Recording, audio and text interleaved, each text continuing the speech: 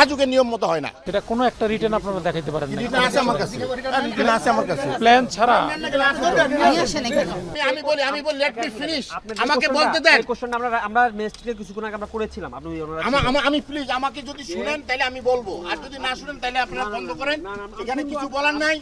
আমি দরকার হলে মিডিয়াতে গিয়ে আমি বলবো, আমি রিপোর্টার্স ইউনিটি থেকে বলবো যে এই দেশে যে সকল ঘটনা ঘটতেছে, এই দেশে কোনো সাধারণ মানুষ এই দেশে আপনার রাজুকের নির্দেশনাকে অমান্য করে না।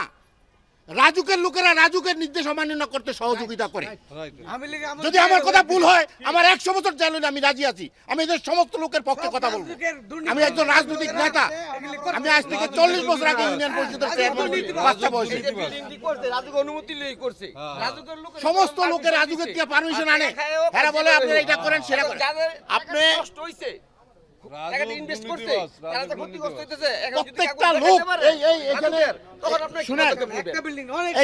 এখানে ওই যে ওইখানে একটা বিল্ডিং আছে, এখানে একটা বিল্ডিং আছে, সেই বিল্ডিংটা এটা হলো করিম মিল, জুট মিলের আর বাওয়ানি জুট মিলের চাকরিজীবীরা করছে।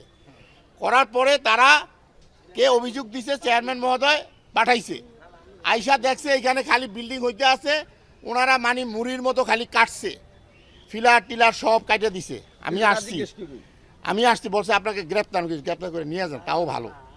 কারণ আমরা অনেক কষ্ট করে একটা বিল্ডিং দাঁড় করাই, জীবনের মানে সঞ্চয় ত্যাগ করে আমরা এখনো সবাই লোনের উপরে এই হাউজিংটা করতেছি। আমরা জীবনে সর্বশেষ খোয়াইয়া আমাদের যদি একটা বাসস্থান হয়, সেই বাসস্থান করতে গিয়ে আমরা রাজুকে যাই। রাজুক থেকেই কিন্তু আমাদেরকে বারবার নির্দেশ হয়, ইন্সপেক্টর আসে, রাজুকের টাকা ছাড়া প্ল্যান পাস করে না।